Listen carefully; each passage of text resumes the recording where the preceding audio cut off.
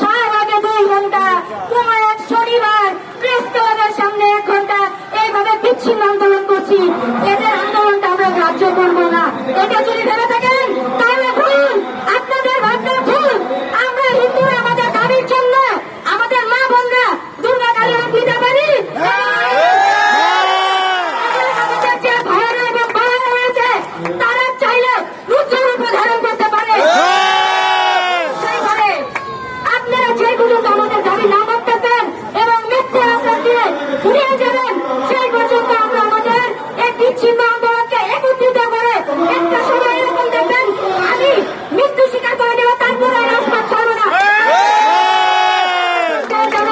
আপনারা যত তাড়াতাড়ি সম্ভব আমাদের এই দাবিটা মেনে নেন, তা না হলে হ্যাঁ আমি এখানে দাঁড়িয়ে হুঁশিয়ারি দিচ্ছি, হুঁশিয়ার হয়ে যান আপনারা। যদি আমাদের দাবি না মেনে নেন, আমাদের প্রশাসনে আমাদের উপর হামলা হয়, আমরা যদি সরকার না পাই, আমাদের প্রশাসনে যদি 5 দিন ছুটি না পাই, তাহলে আমরা ওই ছাত্র আন্দোলন যেরকম করেছে, মুক্তিযুদ্ধ যেরকম করেছে, 2024 থেকে এর চেয়ে ভয়াবহতা দেখবেন আপনারা। আমরা আমাদের জীবন দিয়ে দেবো, আমাদের রক্ত দিয়ে দেবো, তারপরে আমরা আমাদের এই আত্মদাবি পূরণ করে ছাড়বো। কেউ ভয় পাবেন না, আমরা সনাতনীরা এই মতে আছি, এই মতে আছি এবং একমত আছি, এটা সকলে প্রমাণ করে নেন, সকলে এটা প্রমাণ করে নেন। অনেকে মনে করে না হিন্দুরা তো সংখ্যায় কম, ওদের মধ্যে সাহস নাই। হিন্দুদের কি সাহস নাই?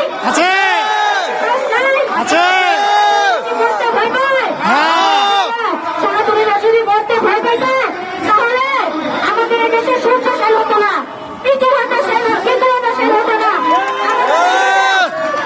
আমাদের যে সুভাষচন্দ্র বসু ছিল, যখন ভারত নির্মাণ ছিল, তখন এইসব হিন্দু নেতারা দাঁড়াতো না। যদি হিন্দুদের মধ্যে ভয় থাকতো বা সনাতনীদের মধ্যে ভয় থাকতো